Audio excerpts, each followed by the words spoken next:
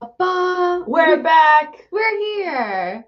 What's up, weirdos? I'm Janae. And I'm Amanda. And we're Girls Go Books Deep. So we take deep dives into fantasy, sci-fi, fiction content we all know and love.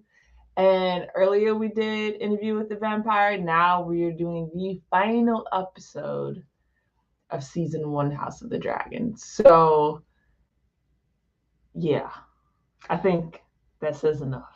Yeah. Right now we're going through the recap. So let's do that really quick.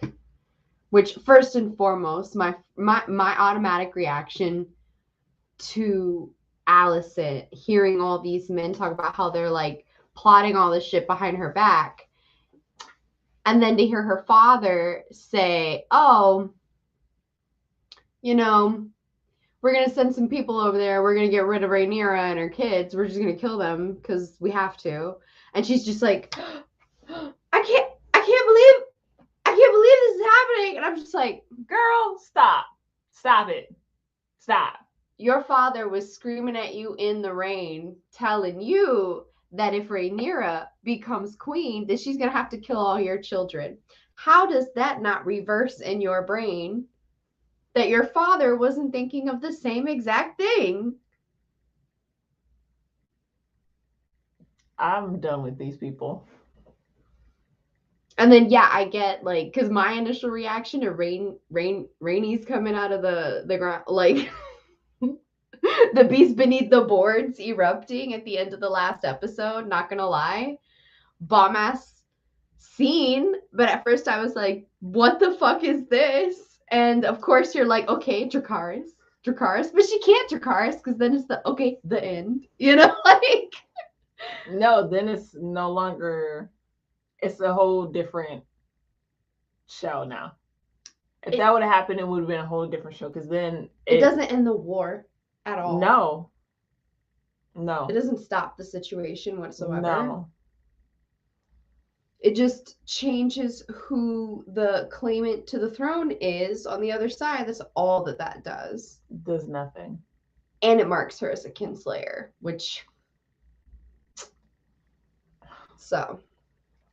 Let's go. Whatever. I'm in my feelings. Don't mind me. You are the one. I understand, my king. I understand, my king. No, you don't. You don't understand a thing. He could have said nothing, and she would have been, Aegon? You want Aegon to be king? Like... The king is dead. Then we may proceed now with the full assurance of his blessing on our long-laid plans. Am I to understand that members of the small council have been planning secretly to install my son without me? Aegon is unfit to rule. He tolerated the prince's proclivities for years because it was my sworn duty, Eric. I love the dynamic they're pulling between the twins. I have no Eric and Eric. No argument from me. None of the realm will expect him to be heir, not you, because that is the order of things. Rhaenyr's been telling you since day one, girl. Allowed to remain free and draw support to her claim. She and her family will be given the opportunity to publicly swear obeisance to the new king. She will never bend the knee. Nephews? Rhaenyra's heirs are none of yours. Your husband, even he has abandoned you. Gone these 6 long years to fight a desperate battle, returning grievously, if not more. I'm not team the Lady of Green. I'm team Aemon. We make a shirt that says just team Aemon. All hail his grace, Lord of the Seven Kingdoms and protector of the realm. And then it's like, of course, Aegon had that reaction. He looks at his mother, he looks at his wife, he looks at his brother. There's like so much coldness coming out of his own family. And then the minute he turns around to the people, they're roaring his name. It's like, oh, you're done. He's hooked. Oh, sorry. We will get rid of that, HBO. Our apologies. We already had a copyright strike. I was literally about to say why you stopped it, but then I had to remember we can't play the song. Can't play the song. We had a straight copyright strike already, but as long as we fixed it, then it was fine. that sucks. Now we can't talk about the title sequence because now, if you've watched it, you notice that the title sequence for every episode has changed, and that they slowly added. Right, and notice that the little thing for Amond is a blue sapphire. Oh, I haven't. Oh, it's the table.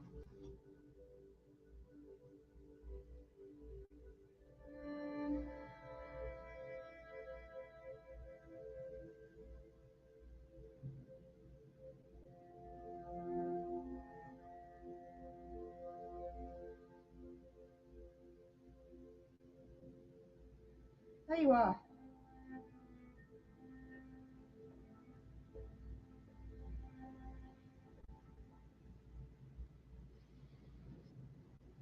So this is everything that's been going on here. All that bullshit's going on over there. It can't be all of the tides.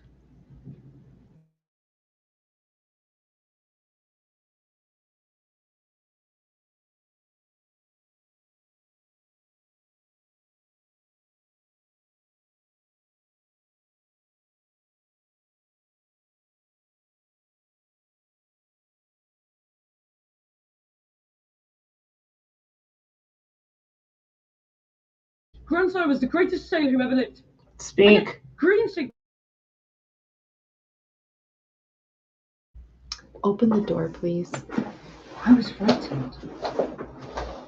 Thank you. I was 4 and 10, same as you are now. I wasn't ready to be queen of the 7 kingdoms, but it was my duty. Hey. And in time, I came to understand I had to earn my inheritance. Not like you. In what way, sweet boy? Not so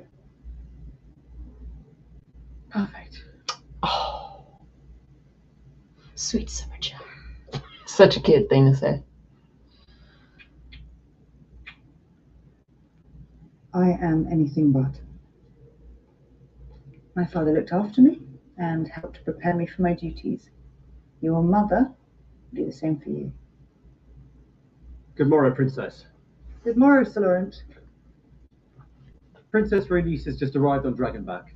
She urgently requests an audience with you and Prince Daemon.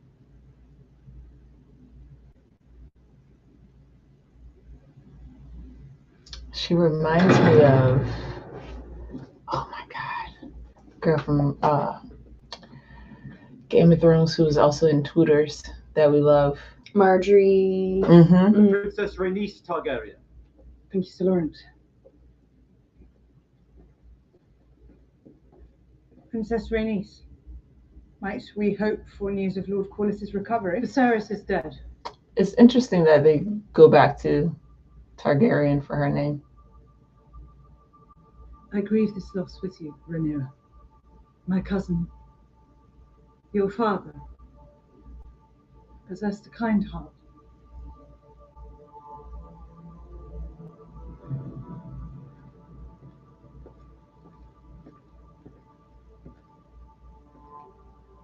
There is more.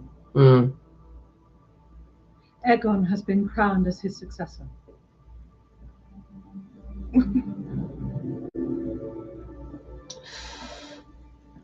They crowned him. How did Lucerys die? I could not say.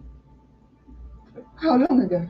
A day passed, perhaps 2. I was made a prisoner in my quarters while the Queen made her preparations. Lucerys has been slain.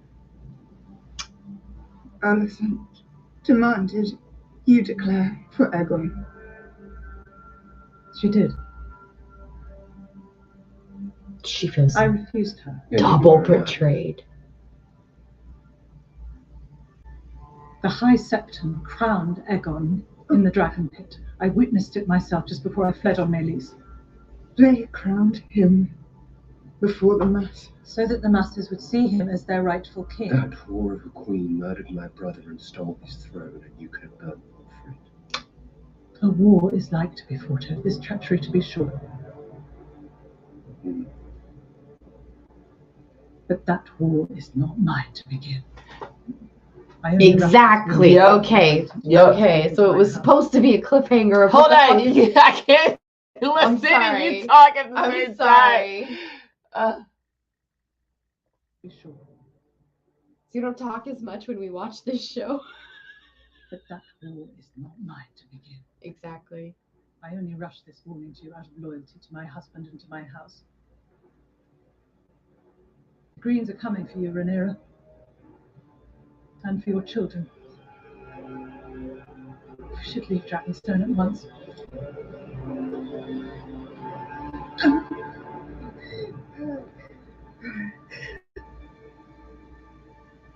Oh,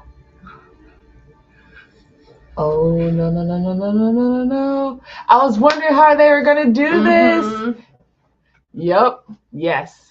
Absolutely. Stress like that can put you into premature labor. Mhm. Yeah, for real. She's stressed out. Our term is far from complete. This should not be happening. It is fucking happening.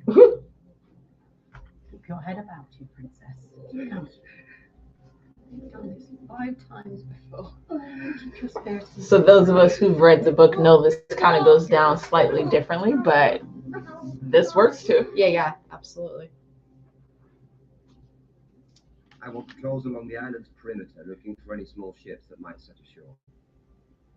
If the Greens attack now, it will be by stealth, not directly. We don't have enough men to surround the island, but we can make ourselves appear stronger than they are. Conscript the Dragon Keepers, they're capable fighters. Waste no time. It will be done, my prince.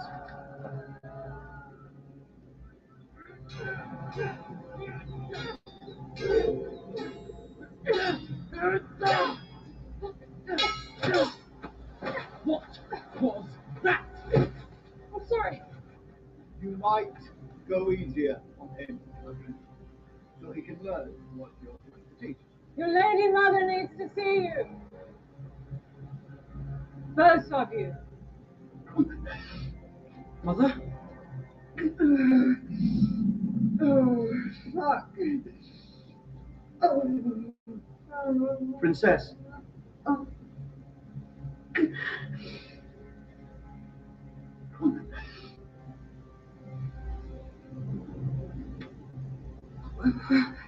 Your grandsire, King Lucerys, has passed. Lucerys? The Greens have repudiated the succession and claimed the Iron Throne. You need her to say this? Aegon has been crowned king. What is to be done about it? Nothing yet. And where is Daemon? I don't know. Gone to madness. Gone to plot his war. Leave Daemon with me. Jace. Lucerys!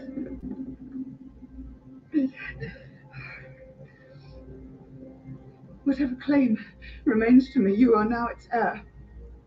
Naught is to be done but by my command. That's why she had to be the one to say it.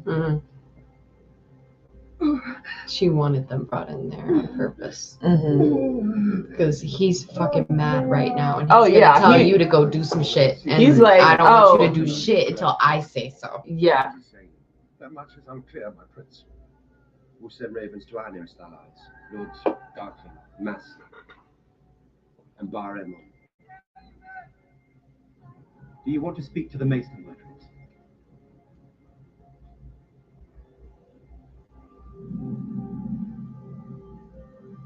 I love that he just gives a look. I'll fly to the Riverlands myself and affirm Lord Tully's support. He will do no such thing. Get him, Jace.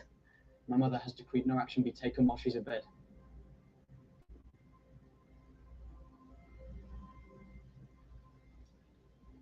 It's good you're here, young prince. You're needed to patrol the skies on Virmax. Did you hear what I said?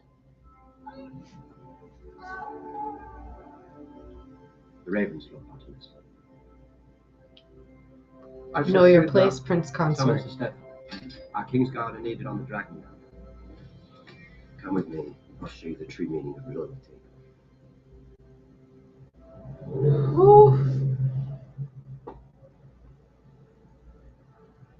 swore an oath as knights of the King's Guard. As do all who wear the white cloak, my prince. To whom?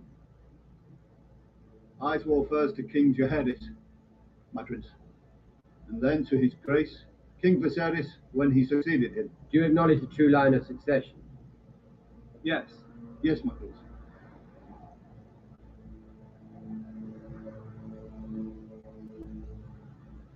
Do you recall who King Lucerys named as his heir before his death? Princess Rhaenyra. I'm grateful for your long service to the crown. So I'm presenting you with a choice.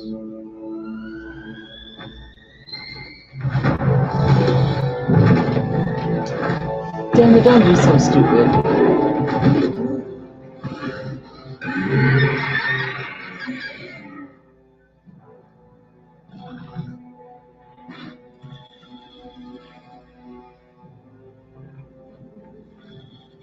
Swear anew your oath to Rhaenyra as your queen. To Prince Lucerys as the heir to the Iron Throne.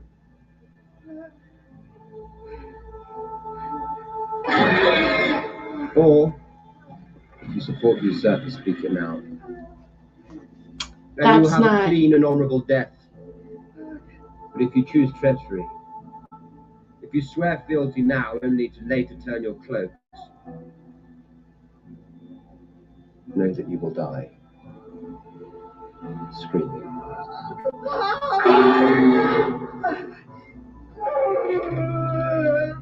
Let us help you.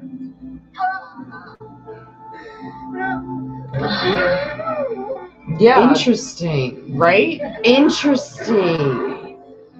Don't do this alone, Princess. Let us help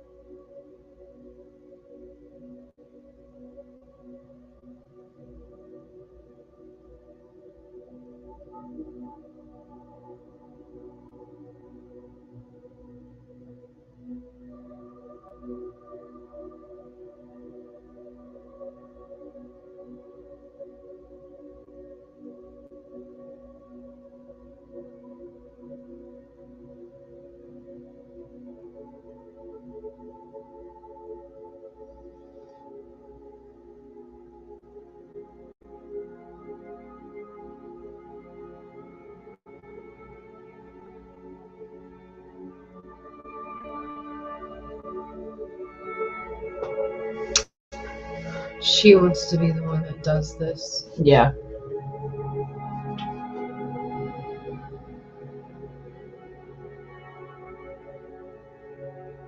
The Silent Sisters are behind her, shocked.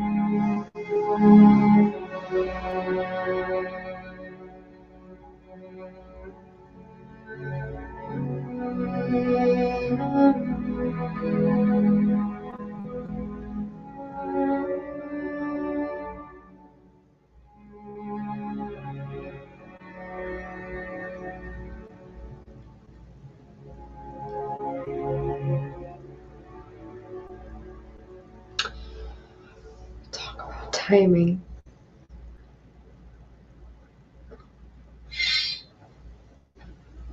I mean no harm, brothers.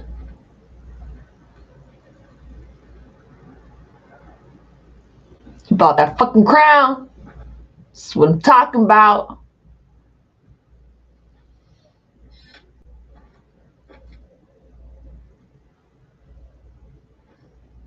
Your father's crown for you.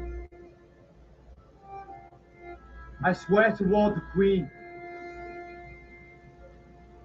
with all my strength, and give my blood for hers.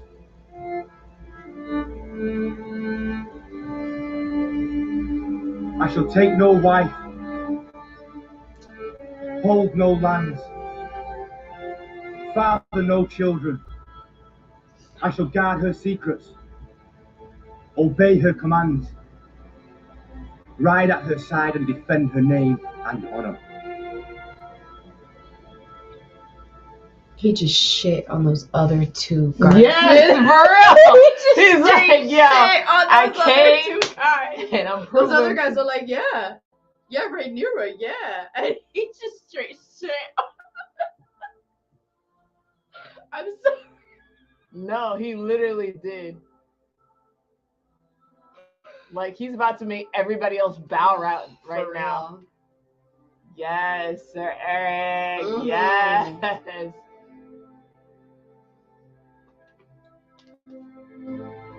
He's who Crispy wishes he could be. Oh my God. Yes. 100%. Oh my God, little baby Joffrey. I can't stand it. He's so cute. Oh. It's like part of me wants her to, but part of me also feels like she shouldn't. You ain't got to. Like, Yeah, you don't know. But Me and you, we right here. We get it. We get it. Oh, the icing on the cake. On the shit cake.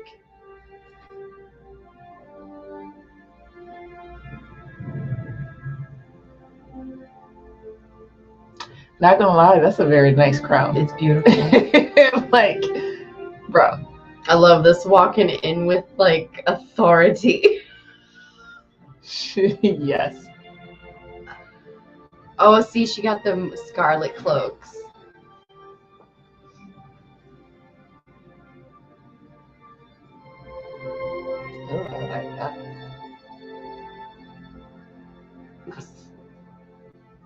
Oh, I guess the Baratheons didn't know about this, huh? No.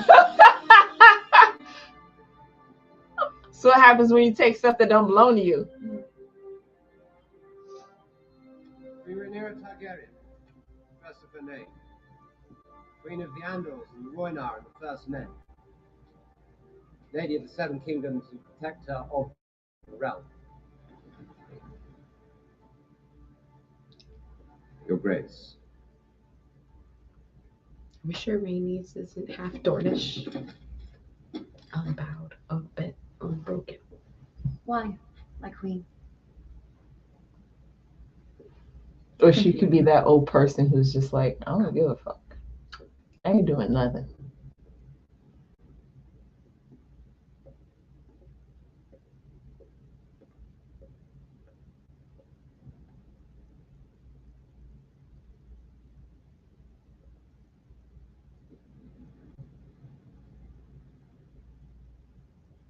Rhaenys has that, like, just looks of communication. What is the funding? We have 30 knights, 100 crossbowmen, and 300 men at arms. Dragonstone is relatively easy to defend, but as an instrument of conquest, our army leaves a lot to be desired.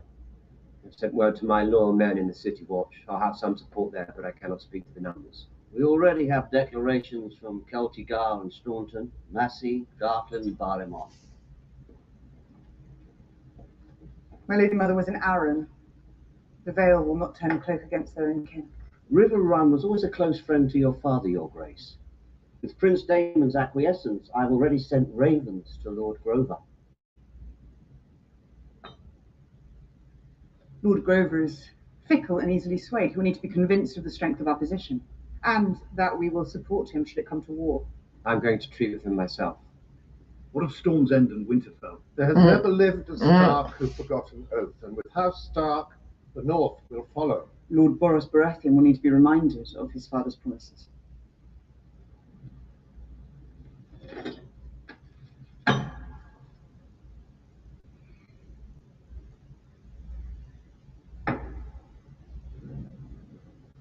What news from Driftmark?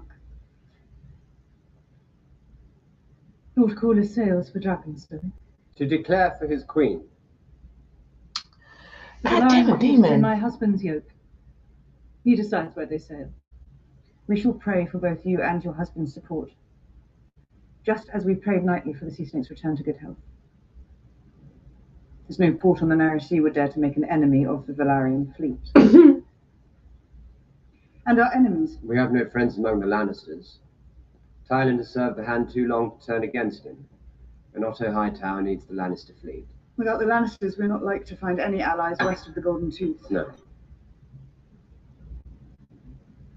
The Riverlands are essential, Your Grace. Pray forgive my bluntness, Your Grace, but talk of men is moot. Your cause owns a power that has not been seen in this world since the days of old Valyria. Dragons. The Greens have dragons. They have 3 adults, by my count. We have Syrax, Caraxes, and Meleys. Your sons have Virmax, Arax. She's just like banning my vet, like. Damon, none of our dragons have been to war. There are also unclaimed dragons. Seasmoke still resides on Driftmark. Vermithor and Silverwing dwell on the Dragon Mound. Still riderless. Then there are the 3 wild dragons, all of whom nest here. And who is to ride them? Dragonstone has 13 to their 4. I also have a score of eggs incubating in the Dragon Mound. No. We need a place to gather, a toehold, large enough. Sounds like they've been plotting this for a minute. Of course he has. He knows that they've been plotting. True. Green head mounted on spikes before the fucking moon turns. Your Grace, a ship has been sighted offshore. A long galleon flying a banner of a 3-headed green dragon. Alert the watchtowers, sight the skies. They're gonna do a green dragon? I mean, it makes more sense to do a green dragon. Right.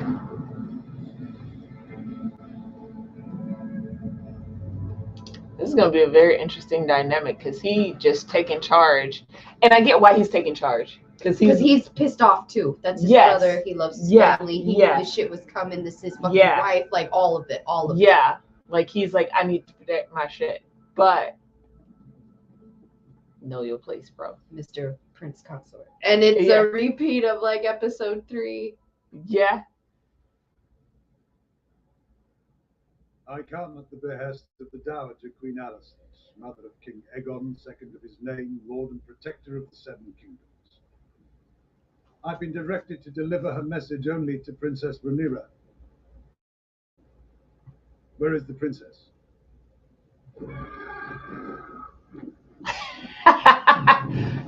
I'm right here. Literally. Yes. Literally. I can't. I love it. The symmetry.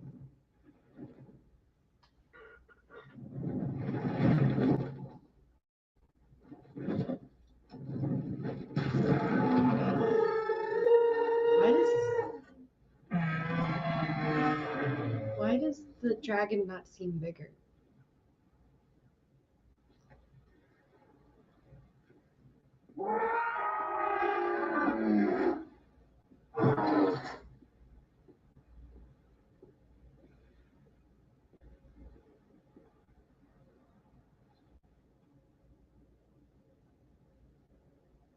Princess Rhaenyra. I'm Queen Rhaenyra now. And you all are traitors to the realm. King Aegon Targaryen, second of his name, Cut him off. in his wisdom and desire for peace, is offering terms. Acknowledge Aegon as king and swear obeisance before the Iron Throne. In exchange, his grace will confirm your possession of Dragonstone. It will pass to your true-born son Lucerys upon your death. Lucerys will be confirmed as the legitimate heir to Driftmark and all the lands and holdings of House Velaryon, your sons by Prince Daemon, will also be given places of high honour at court. Aegon the Younger as the king's squire, Lucerys as his cupbearer. Finally, the king in his good grace will pardon any knight or lord who conspired against his ascent. I would rather feed my sons to the dragons than have them carry shields and cups. For your drunken usurper cunt of a king.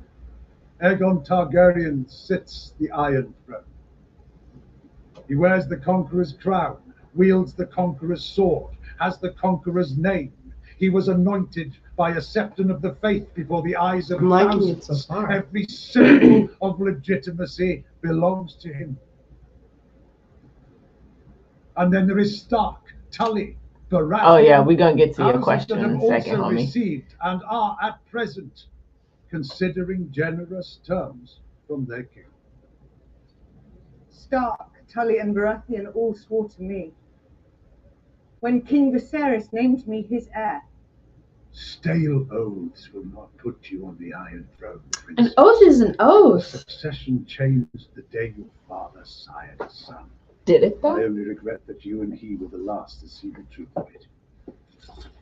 You are no more hand than Aegon is king. Fucking traitor. Thank you.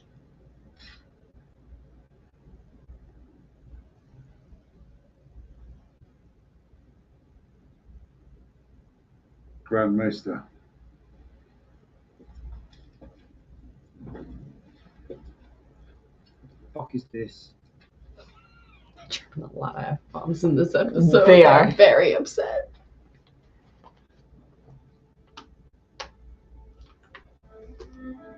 That's the page she ripped out of the book. Queen Alicent has not forgotten the love you once had for each other. Yes, she did. No blood need be spilled. The Yes, she did. can carry on in peace.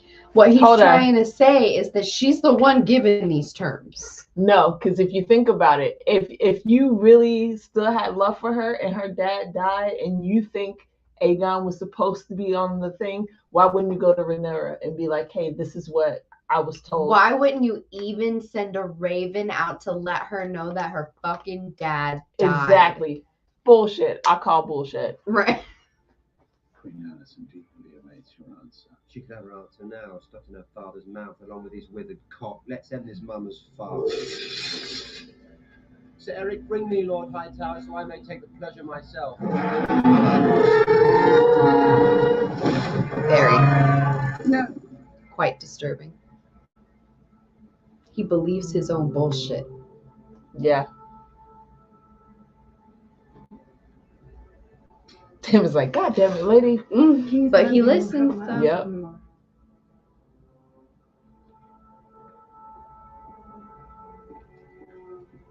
But this is very true. This is something that we had a conversation about, how women are not quick to violence, but men are.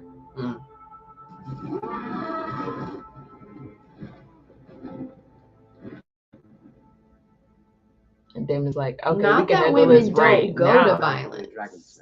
They will. But they're slower to get there. Yeah. Yeah. The simple truth is this: we have more dragons than Aegon. Viserys spoke often of the Valyrian history as I know them well. When dragons go to war, everything burned. I do not wish to rule over a kingdom of ash and bone. Are you considering the High Tower's terms, Your Grace? As Queen, what is my true duty to the realm, Lord Bartimus? Ensuring peace and unity, or that I sit the Iron Throne no matter the cost? Is your father talking? Good My father's question.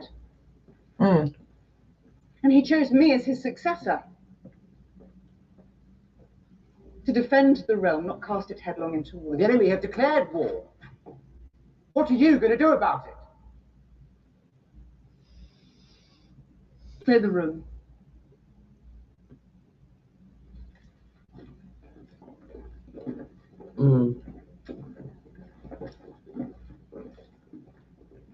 This is where that whole "I'm your uncle, but you're my niece, but now we're married" gets fucking blurred.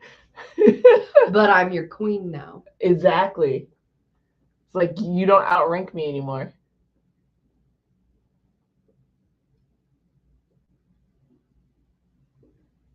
the promise of war excite you? Cannot bend the knee to the High Towers. They stole your birthright. If you could take the Iron Throne without putting Otto Hightower's head on a spike, would you? Are you not angry? Well, I should declare war because I'm angry. No, because it's your duty as queen to crush rebellion. You know my oath reaches beyond our personal ambitions. A song of ice and fire. Oh, so he knows about it. What? No. The coming war against the darkness in the north, the conqueror's dream. I don't think Sarah shared it with me when he named to me. What is this? My brother was a slave to his own importance. Anything to make his feckless reign appear to have purpose. Dreams didn't make us kings. Dragons did.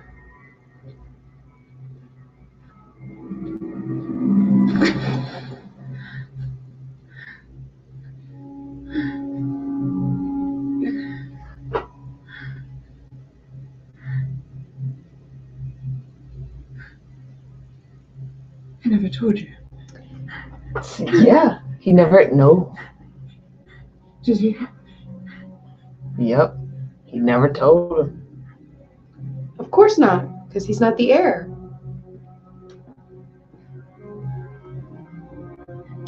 Yes, he is. Very much so. Like the moment she mentioned it, his look on his face, I was like, oh, he don't know. But that, I'm just gonna pause it for 1 second. Because I was always, see, this makes me wonder about some stuff. Because when they were in Pentos, all they did was show him looking up shit. And it made me wonder if he was diving into the prophecy side of the Targaryens and everything like that. So for him to never want to leave the manse, to never want to go out into the town or whatever when they're in Essos or whenever they're living in Pentos, and all he does is look up information about like the Targaryens and the past and the Valyrian freehold and all this shit. It's not to say that he didn't find anything. Because he could have found something. I definitely think he found something. Right. But like there's something here. Yeah. Imagine if he found something. Foreshadowing for something else. He found something only for Rhaenyra to confirm something that he found, but his brother knew about the entire time and didn't say shit. Which, he thinks he's special. He thinks he's the prince that's promised. Possibly. We don't know. That would not surprise me at all. But him grabbing her by the throat like that was jarring and surprising. Well, and I have things, because that article that I sent you about one of the writers for the show, they've been, first of all, from what I've read in the books to watching the Daemon that we see on screen, they're very two different Daemons. Not saying that the Daemon from the book is not capable of everything that is going on in the show. Yes. But they definitely left, I feel like, a few layers out. Yeah. I wouldn't call it total character assassination, but like little things like taking out an affectionate scene with him and his daughters. Right. Why would you take that out? Because I think they're trying to lean more into a heartless Daemon. But that doesn't make sense. No. Because you didn't start with a heartless Daemon. Right. And that's the point. That's why he's one of the best characters, is that he can be amazingly harsh and horrifying and terrifying, but he can have just as much love for his family and loyalty. He cares about what he cares about and fuck everything else. So it makes the betrayal of this situation, it would have been so, Well, that's the thing. They're both grieving in this moment, especially in the beginning. He's grieving for his brother, but he honestly thinks that they probably killed his brother.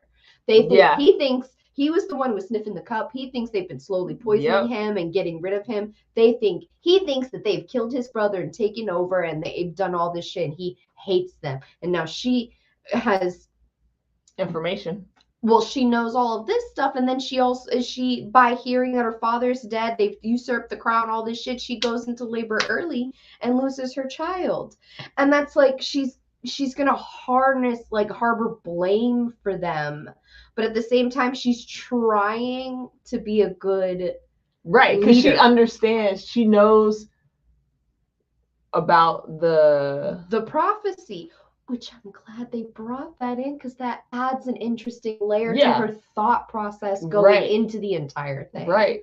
Yep. Yeah. I like it.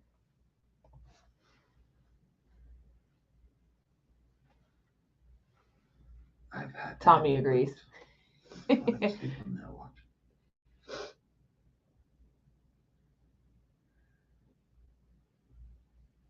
You are no man.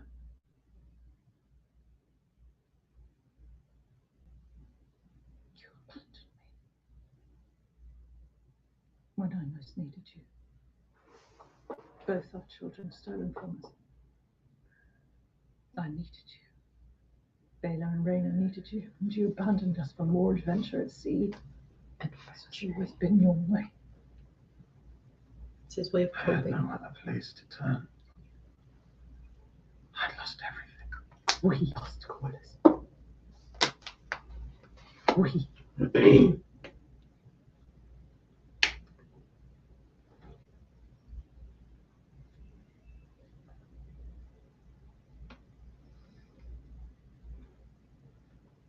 I understand you have a new king.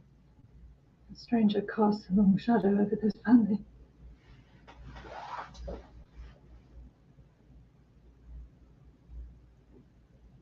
Your brother is also dead. In his haste to bury you and claim your seat, he stood before the king and denounced Laenor's sons as illegitimate.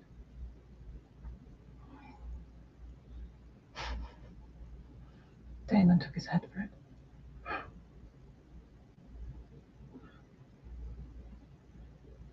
Heedless ambition has always been a Velaryon weakness. Mm. You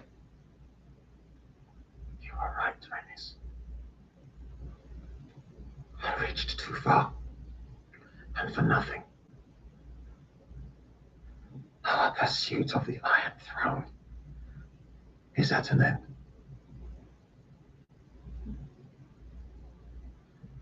We shall declare. Why do I feel like Rhaenys has a change of heart? We will retire to high tide. Now it's too late. Content. Now you have to pick a side. Yeah, because they done killed her brother or her cousin or whoever. Those boys will not be safe so long as Aegon is king. Rhaenyra was complicit in our son's death. That girl destroys everything she touches. That girl is holding the realm together at present. Every man standing around the painted table urges her to plunge the realm into war. Rhaenyra is the only one who's demonstrated restraint. Interesting. Which, when you start to think about it, you wonder. So is Alicent. Easy words for a lord Yep. who demands the safety of his castle. Doesn't make it. The Lord of the Tides, Lord Corlys Velaryon, and his wife, the Princess Rhaenys Targaryen. This Corlys storyline will be interesting to see. The seas are getting rough. Whew. Very Absolutely. exciting. Getting choppy out here. My lords, Lord Corlys, brings much relief to see you hale and healthy again. I'm very sorry about your father, Princess. He was a good man. Very sorry about your brother. I don't know about that. He called me a whore in front of Daemon. Where is Daemon? There were other concerns which demanded the prince's attention. Mm-hmm.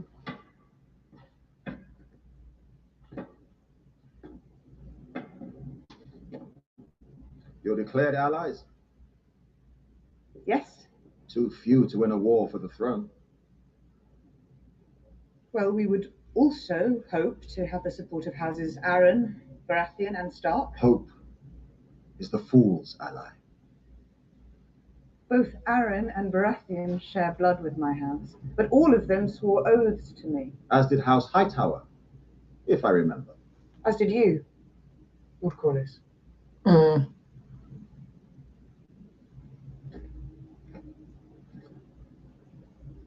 She got a point. She got you, bro. She got you. Your father's realm was one of justice and honor. Our houses are bound by common blood and common cause. This Hightower treason cannot stand.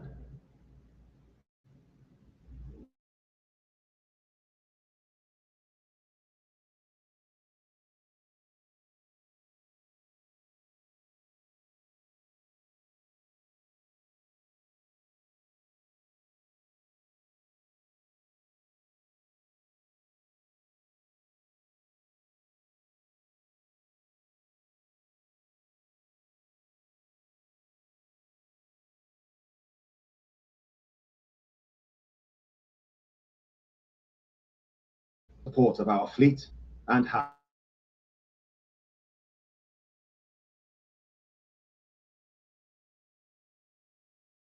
Like, we need to move this. It's ridiculous. As I said in my bad I made a promise Prop to it my open, father it'll to probably hold the close realm on strong itself. and united. Oh, that's okay, I guess. War's first, stroke is to fall. It will not be by my hand. You do not mean to act. Taking caution does not mean standing fast. I wish to know who my allies are before I send them to war.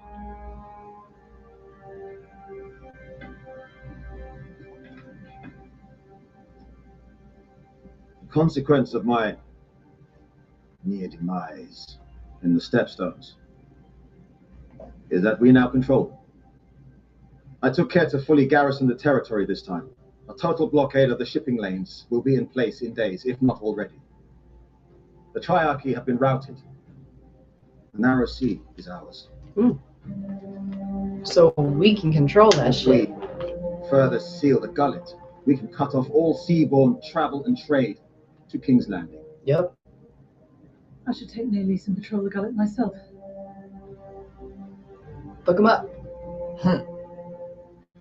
When we drain the narrow sea, we can surround King's Landing, lay siege to the Red Keep, and force the Greens surrender.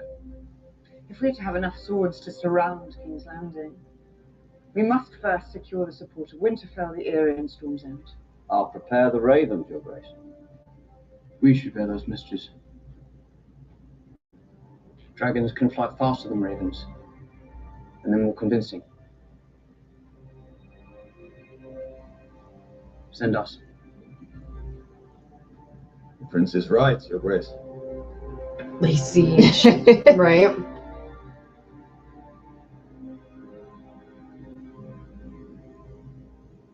Very well. Prince Lucerys will fly north. First to the Eyrie to see my mother's cousin, the Lady Jane Arryn, and then to Winterfell to treat with Lord Cregan Stark for the support of the North. See those two. Prince Lucerys will fly south to Storm's End and treat with Lord Boros Baratheon. We must remind these lords of the oaths they swore and the cost of breaking them. Yes.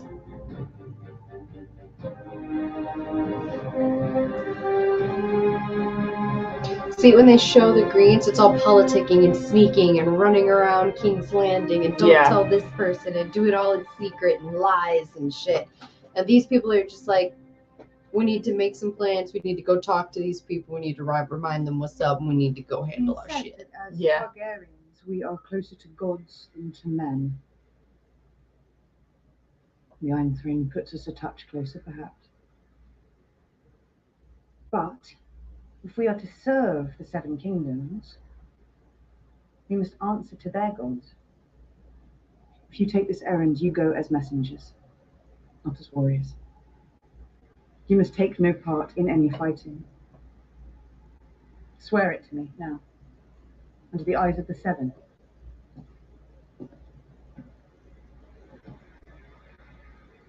I swear it.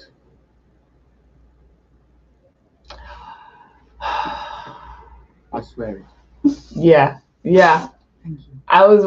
I've been waiting for this to get teed up, and I'm just like, God dang it. Is close to your age then to mine. I would hope that as men, we can find some common interest. Yes, Your Grace.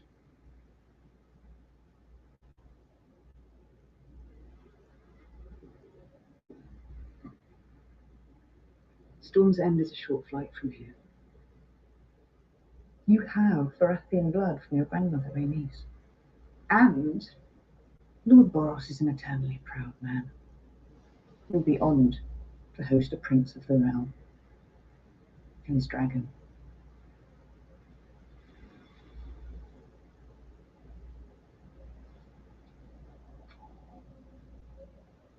I expect you will receive a very warm welcome. I'm not ready for this. Yes, not Your Grace.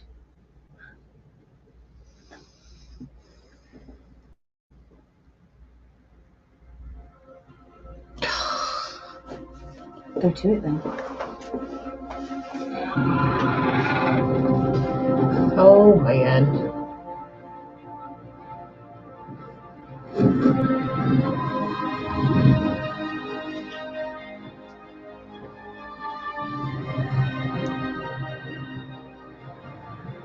Onto the Stormlands, that's right.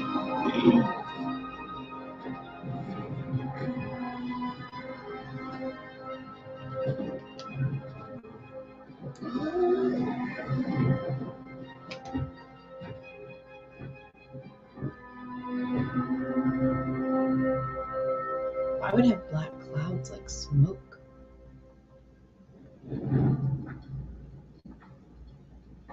Well, if they're at Dragonstone. Oh, that's right. It's at a volcano. You're Yeah. right. You're right. I know. I keep having to remind myself they're at Dragonstone and not Driftmark.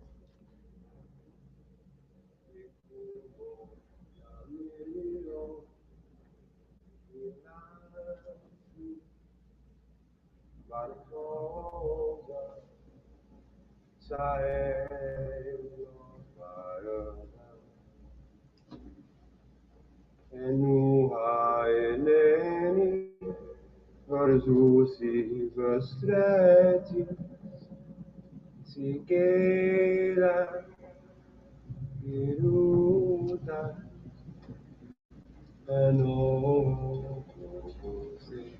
Stormlands.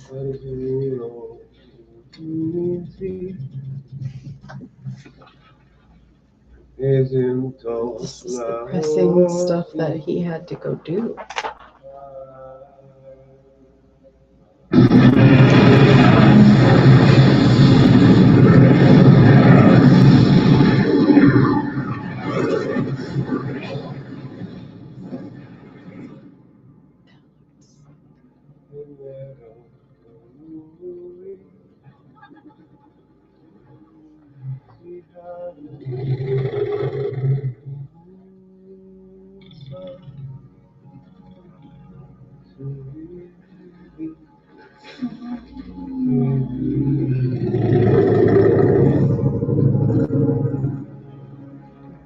It's Vermithor, exactly. No, like it's the older. It's the next biggest dragon behind Vagar. But I want to know what his eyes. Yeah. I want to know what he's doing in there though, because Vermithor doesn't have a rider at this time. But like you're already bound to Caraxes, so what are you doing? That doesn't mean anything. Yes, it does. You can't just hop on any other. Why not? We have boundaries. No, people. because there is book. Book canon, and then there's show canon. Mm-hmm. No, but like. Yep. Like they throwing some shit in there. I think he's keeping him company. He's gonna go scratch his belly. I've been dreading this moment.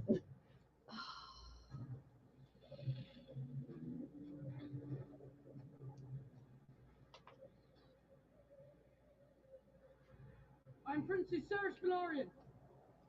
I bring a message to Lord Boros from the Queen.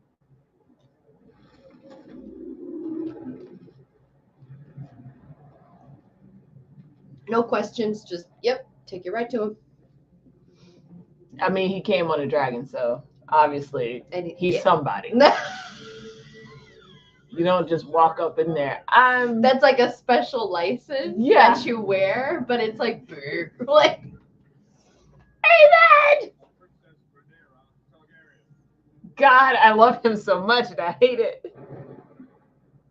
Lucerys. Oh, I love all the I thunder. brought you a message from my mother. Queen. Because that's not foreshadowing Earlier this anything. day, I received an envoy from the king. Which is it? King or queen? The House of the Dragon does not seem to know who rules it. What's your mother's message?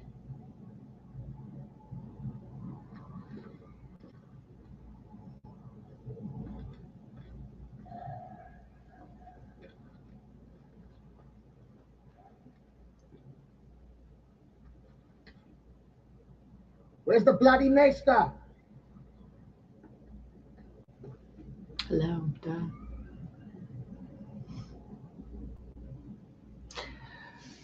It still kills me that he's upset about his eye right now. Like, I get it, but it's very much a part of his character. He is that kind of person. He does not let go of grudges. But I almost feel like it's so much more because he's so much younger than him.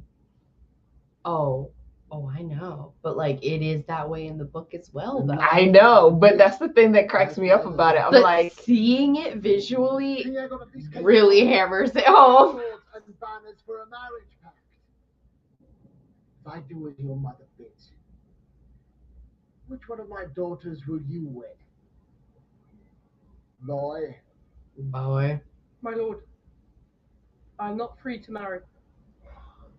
I'm already betrothed. So you come with empty hands. Go home, pup, and tell your mother that the Lord of Storm's End is not some dog that she can whistle up at need to set against her foes. Come on, I Jace. shall take your answer to the Queen, my lord.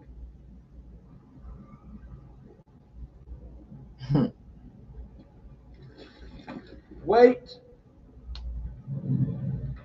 My Lord Strong.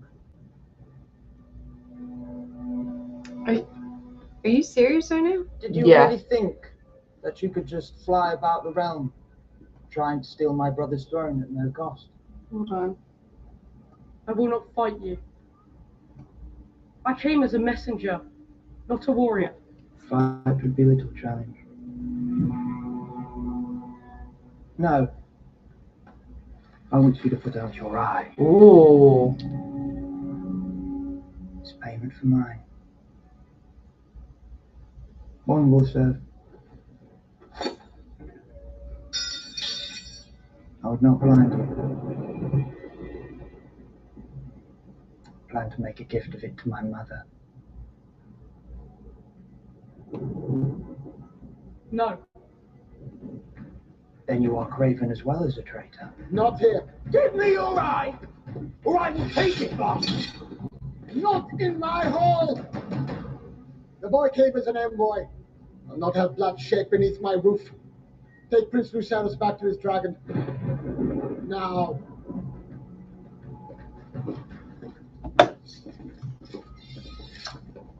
This is giving you White Walker vibes looking at him.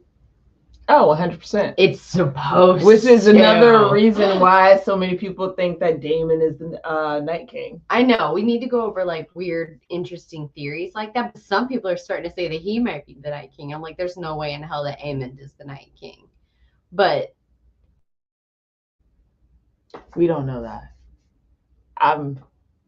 But it is a terrifying scene.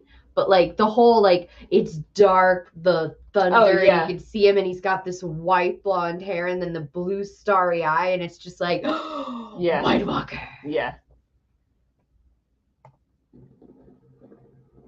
Oh, that would be interesting. If Rhaenyra's line is meant to fight back the coming cold and the dark, and if Aemond did become the Night King.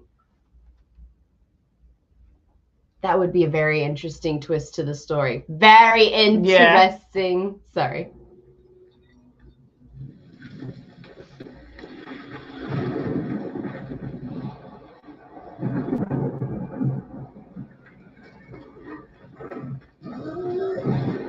Dragon's like, let's get the hell out of here, kid. Yeah.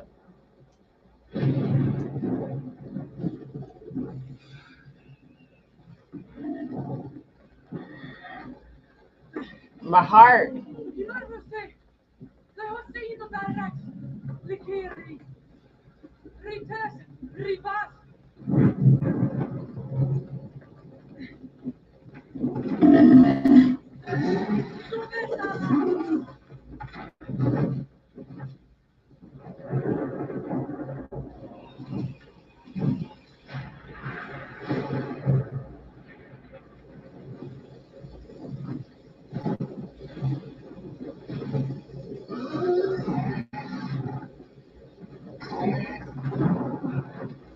Yeah, exactly. That's why they have that temperament. It's where they're from, yeah. And here we go.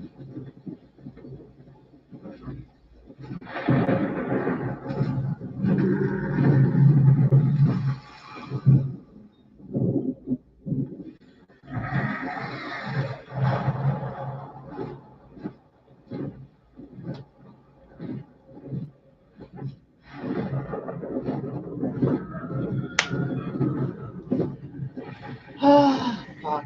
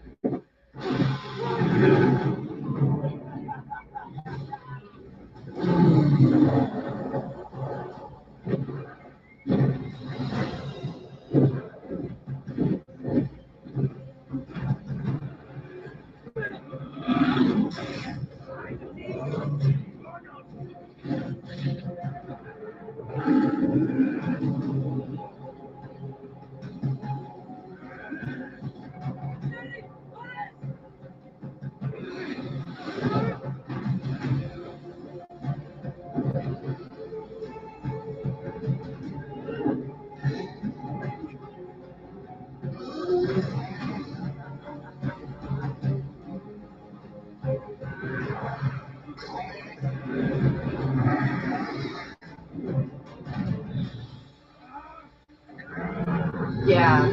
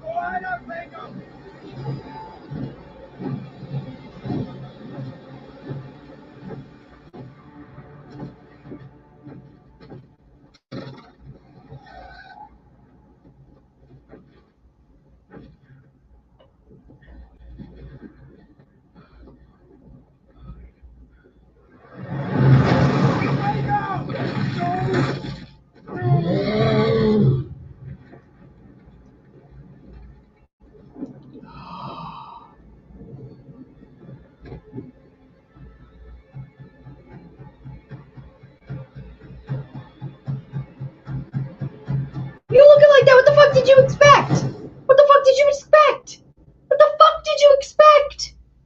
I don't like how they did that. Because the whole time they make it seem like he wants it, he wants it, he wants it. He's intentionally doing this shit. He's like, no, Vhagar, don't do that shit. It's like, are you serious? Like, I don't like that they made him, he should have, Like,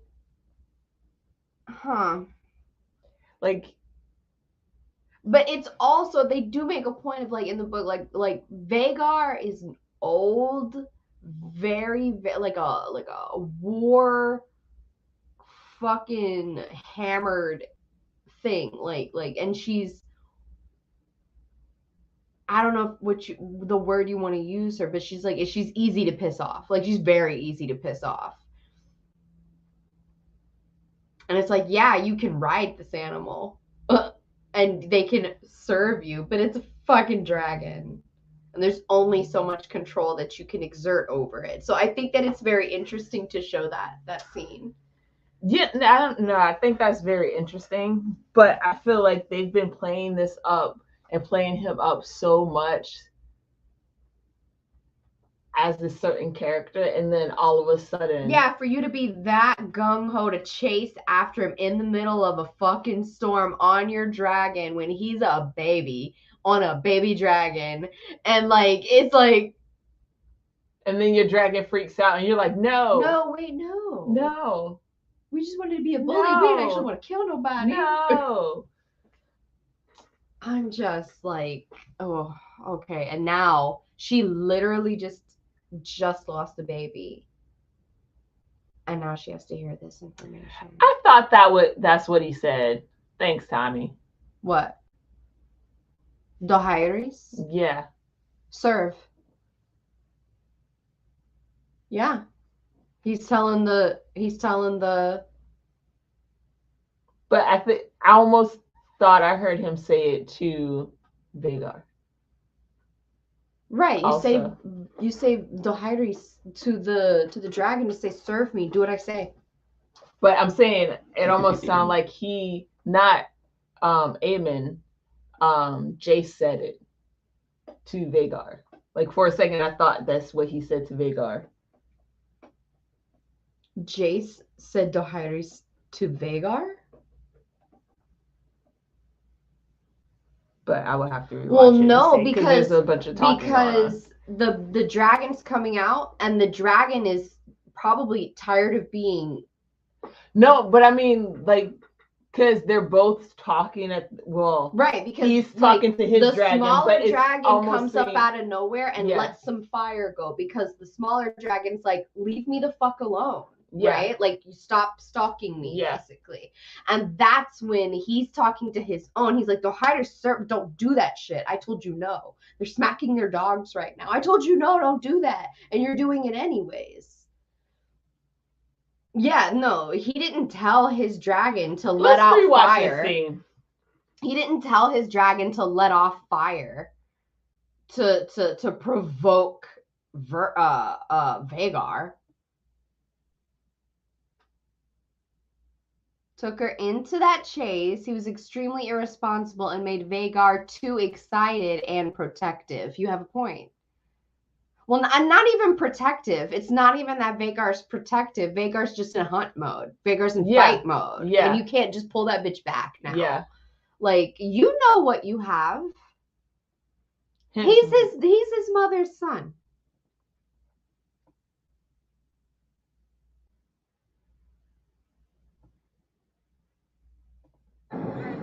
Nope, go back.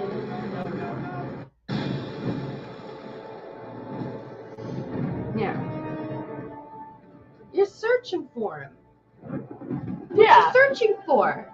Like, if you wanted to scare him, you would have been gone. Right. This would have been it. You've done your job. You're laughing all menacing and shit. Talking about you owe me a debt. Yeah, you're trying to kill this boy. He says no, Arax. Okay. And then tells him serve. Okay.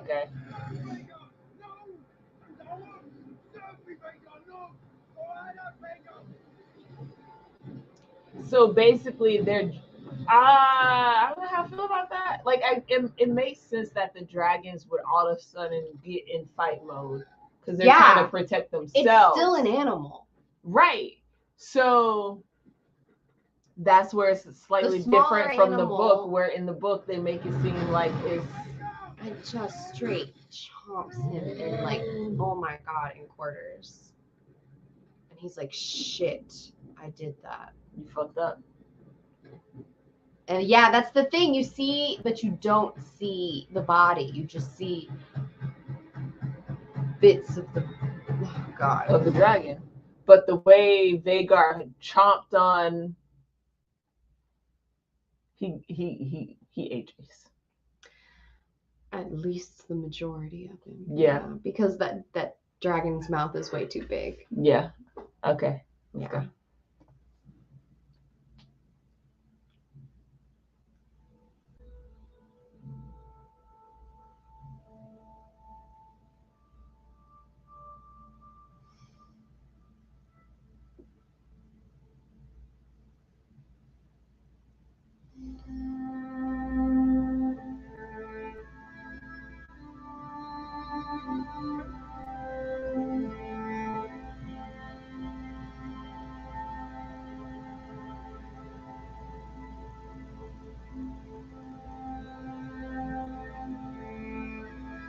She knows, following his face throughout the whole room.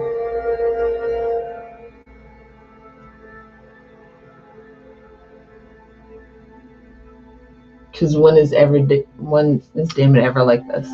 When something's happened?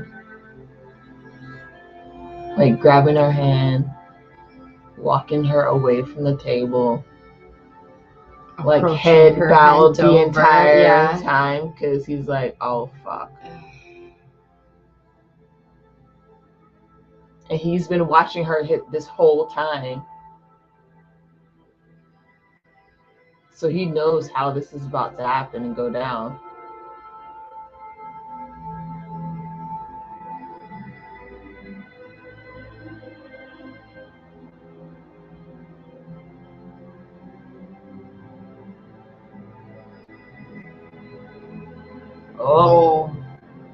Oh, it's done.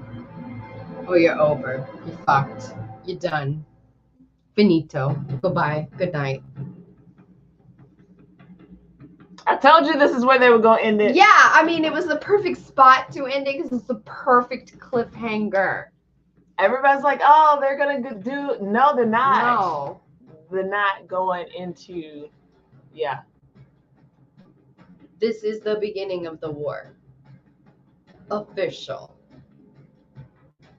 Mama is mad. First episode, somebody's dying already, I can tell you that much. A lot of people are going to be dying. But it's just, I'll just say specifically, girl, this is where we're going to have to start. It's going to turn into history class for us. We're going to have to study places, how many people died, what's the location of all this. Well, I already got to a part where I know somebody's about to die. Right after Jace just died. So, and it's another main character. And when I found out that, I was like, ooh. All right, let's see what this after show got to say, because I feel like they slacking on the after show, but that's just me. The Princess Rhaenys Targaryen. I think you still aren't. Episode 9 and 10 I've always considered sister episodes, in that episode 9 is primarily Alicent's story and episode 10 is primarily Rhaenyra's story. Right. Okay. Varys is dead. Rhaenys brings the news and breaks it to Rhaenyra, who not only has to deal with the news that her father is dead, but to hear that Alicent has, in the same breath, usurped her throne. So now she's lost her father, her baby, it's really the same and her second son. Very similar period of time, similar in a matter of what, like a week? The death of the king, and how these two very different characters tackle it.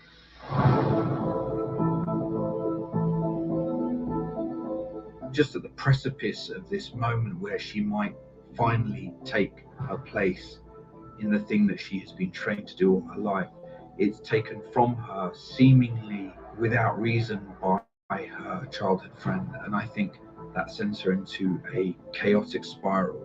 And moreover, she's pregnant. The birth in 10 is a very different animal to the birth in 6. Rhaenyra has waited a lifetime for a letter, essentially, a letter that says, your father has passed, and so now it's you. And I mean, it's like a dominating prospect and expectation, and it finally comes, and she's in labour, and she's essentially, house-ridden. And I think there's a deep sense of injustice. The thing that she had always fought so hard against about being the mother, the feted mother, is exactly where she finds herself at the point where the most important conversations of her life are happening. This is really the theme that Miguel wanted, was war, the battlefield. And so she's at war with herself, with her own body. In the book, she's like screaming, "Get out of me!" Like clawing at herself because it takes days. She's in labor for like 3 days. You know, this war that's starting without her and it's tearing her apart, literally tearing her apart.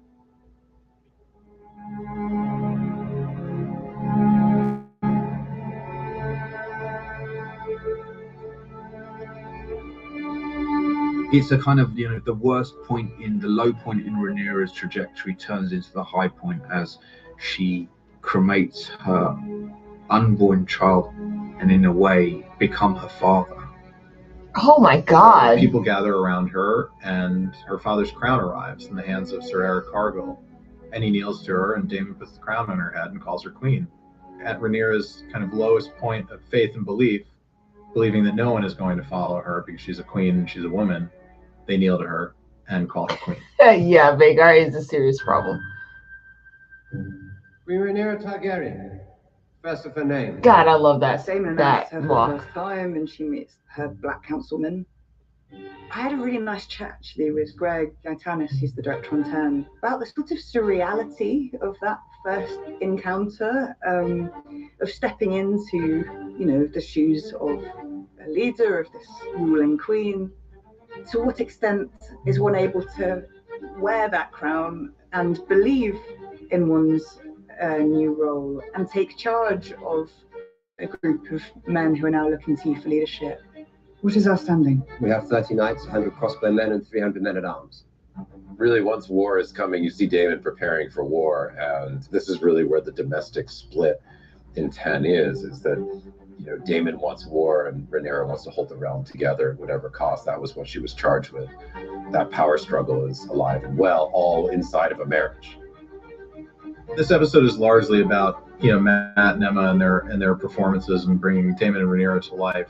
The crux of this argument here is the different way in which Daemon sees the world from other people in his family, and Rhaenyra is very much her father's daughter. She has a bit of the punk rock of Daemon Targaryen, but the way she approaches her duty as sovereign, I think, is much more in line with Viserys. Are you not angry? Well, I should declare war because I'm angry. No, because it's your duty as queen to crush rebellion. She makes the point that I don't want to rule over ash and bone. I don't think Daemon wants to put the whole realm to the torch either, but I think he's willing to suffer a good bit of bloodshed to see the Hightower's line probably ended and them removed from power. I had no other place to turn. I'd lost everything. We lost Corlys. We. When he wakes up in Dragonstone, he's surprised because he's alive.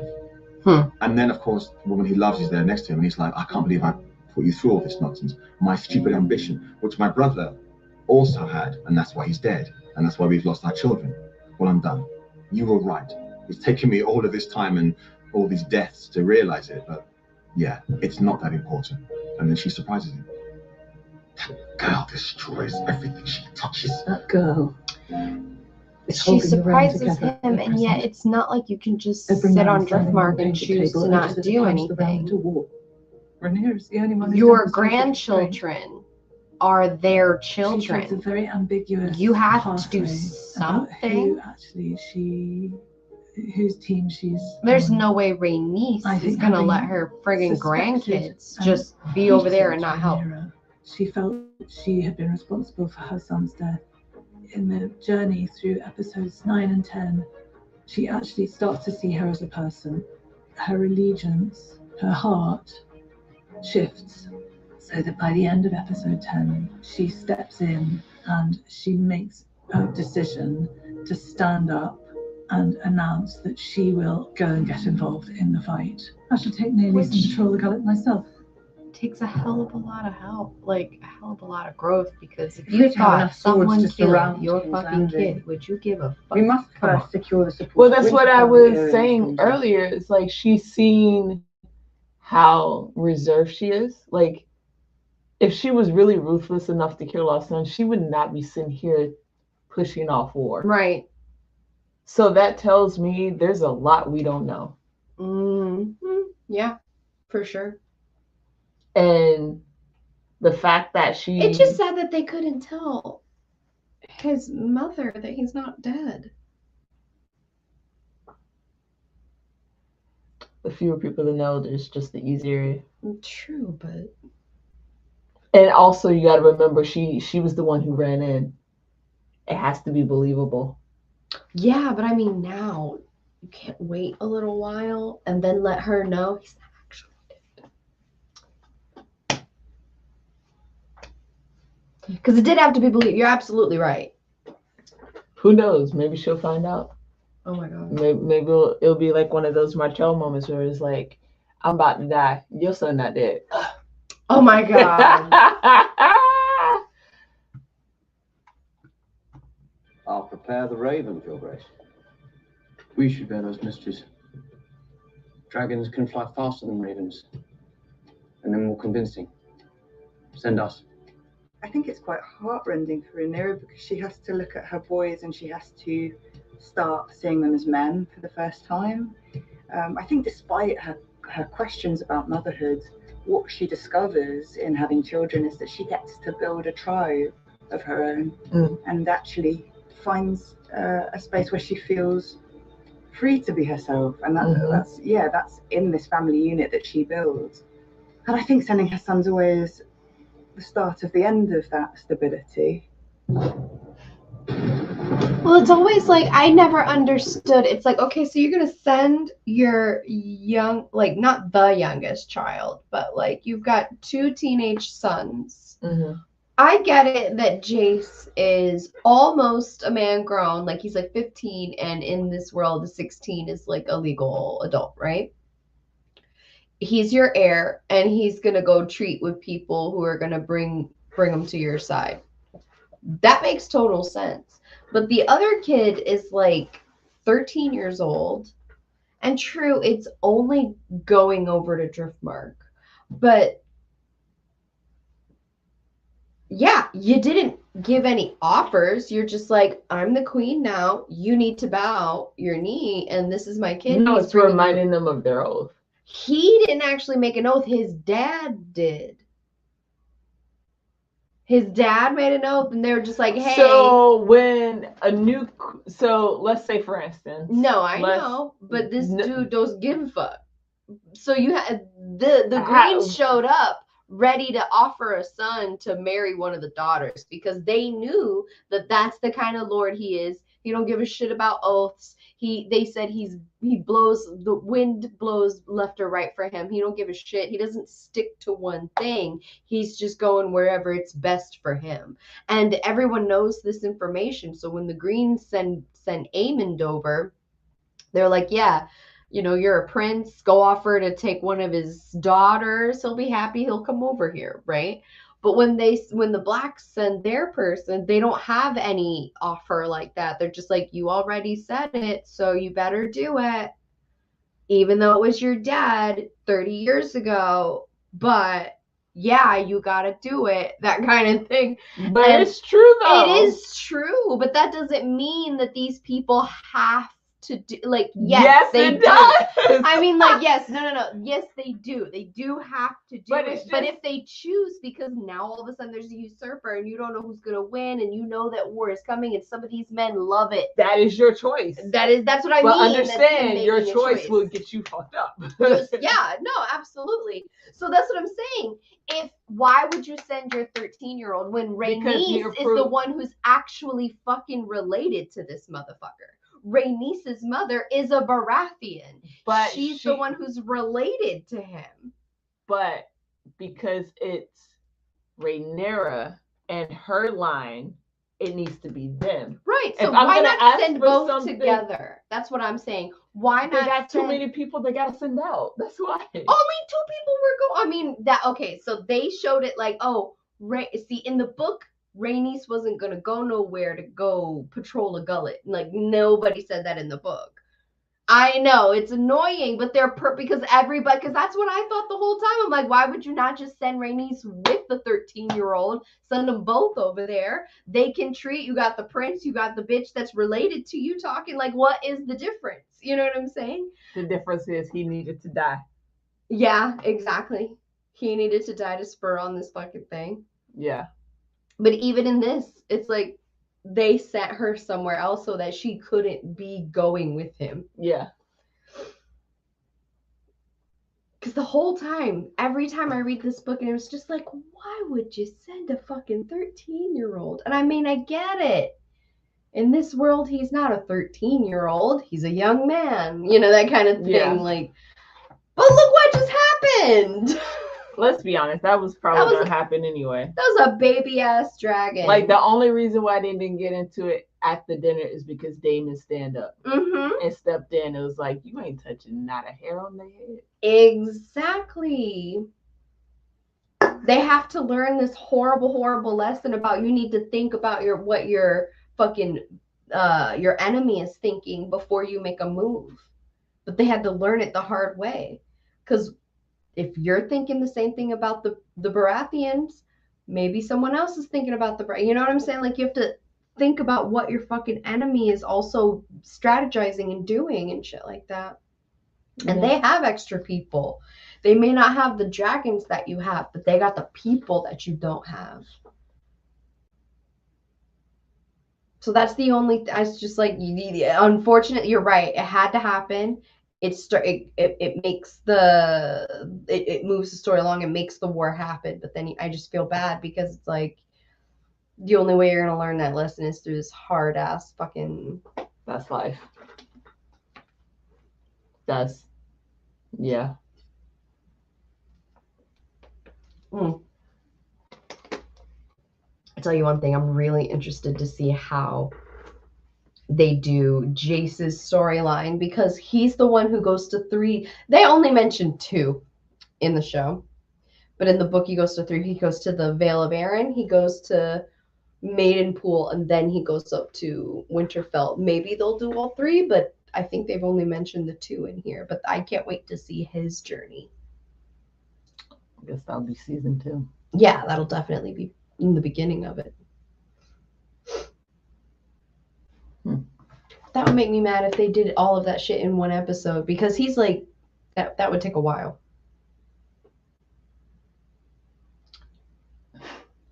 The way they jump in this season? Yeah, they're going to do all that shit in one episode. Yeah. No. Yeah. When Luke shows up, he's surprised to find Vhagar parked there in the courtyard, but he's been sent in peace, and he's trusting in the respect of guest rights and all that, all the things that we learned go to hell in the world of Game of Thrones.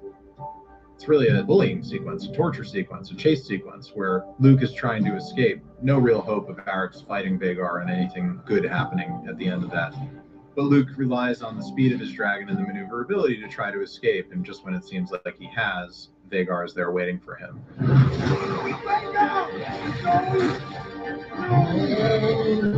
Vhagar don't give no fucks. I think what you're seeing in that moment there, which also sets up and foreshadows what's about to happen. Boy that's left in Amond, and maybe he was trying to scare Luke, but I don't like that ultimately he intended to kill him. But now he's done it, and he has to decide whether or not he's going to own it. Like, they're putting the blame on the dragon to King's Landing, because obviously, if the usurping of the throne and them crowning Aegon in the Dragon Pit wasn't the start of the war, certainly killing one of the Queen's sons is. I think anyone who was wronged like Aemond was and has his eye taken out, you're going to feel some sort of hatred, whether it's subconsciously or consciously, towards the person who did it. But what Aemond ends up doing in the skies above Storm's End ultimately starts the domino effect of the Dance of the Dragons. What I think is really affecting about it within a series that, you know, there's a lot of loss, there's a lot of death, there is lots of pain of different sorts. And yet somehow I think this moves the goalposts for suffering. Once you've lost both your parents and you've lost a lover, maybe you think you know grief. And then I think what's so awful is that losing I think Luke I know what they'll tells her probably she knows open nothing with about in the grief first and episode to be completely a really changes shitty, her heart-wrenching outlook on the world going episode for next season, for the first episode.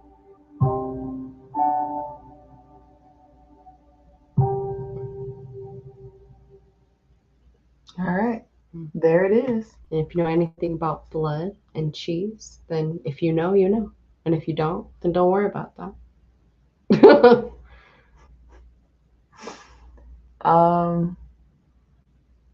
Yeah, I don't like that they're blaming the dragons. Like, if Aemon did it, let him fucking do it. Y'all been leading up to this point anyway.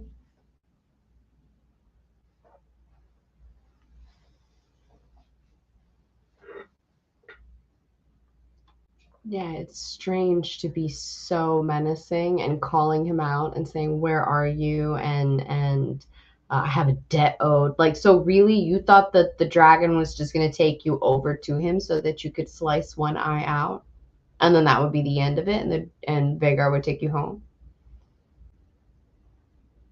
What was your end game? Like, that's it. Just seems like everybody's doing shit without thinking first.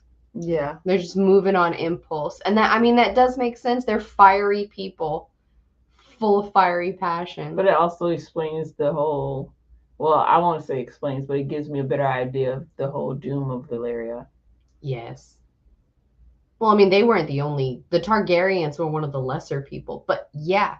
But no, if you guys were dragon riders, whoever were dragon riders, and actually really don't have control over the freaking dragons. Leave that to y'all imagination. So that would have been the fire and blood mages. There's a lot of weird lore and theories and spooky shit around, like, the blood magic and shit that could have been done, the blood sacrifices that could have been done, all kinds of shit for them to be, because supposedly they were just shepherds and the dragons came from a shy. There's all these different legends about where the dragons came from and all kinds of shit. There's no definitive answer on any of it, which makes it even more interesting because it makes it very realistic. There's a lot of shit about our own past that we don't know anything about. Yeah, that's true. All right. As much as I absolutely love this show, I do enjoy doing the live streams of the interview with the vampire better. I feel like there's more to talk about because this is just like, well, I don't know. I have to think about that a little bit more. Because I feel like this one, House of the Dragon, is slightly different. Very. Yeah. Like, we almost really knew Interview with the Vampire was going to be some type of adaptation. So, where I feel like House of the Dragon, slowly you're like, wait, this ain't the book. Okay. They're doing things a little different. A little bit. But what things are they doing different? Where Interview with the Vampire, you're like, okay, they're going to be doing things different, so I'm going to let it be. Right. It's like picking... If I would have known that about House of the Dragon, I would be like, okay, let's just let it be, enjoy it, watch, react, whatever. Did you read the article I sent to you about the writer for House of the Dragon? No. Oh. Well, there's one in particular that are kind of, it seems to be that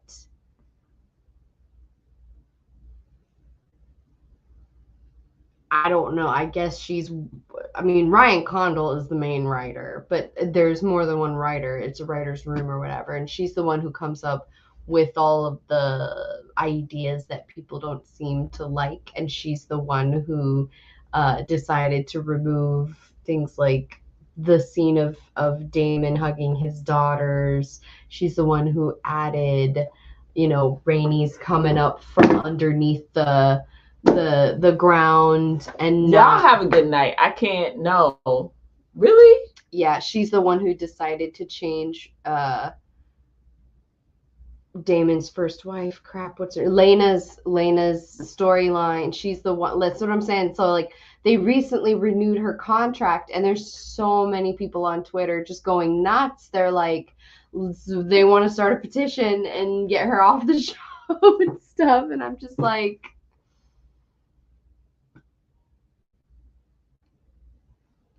I don't know. I guess we'll see. I want you to do commentary.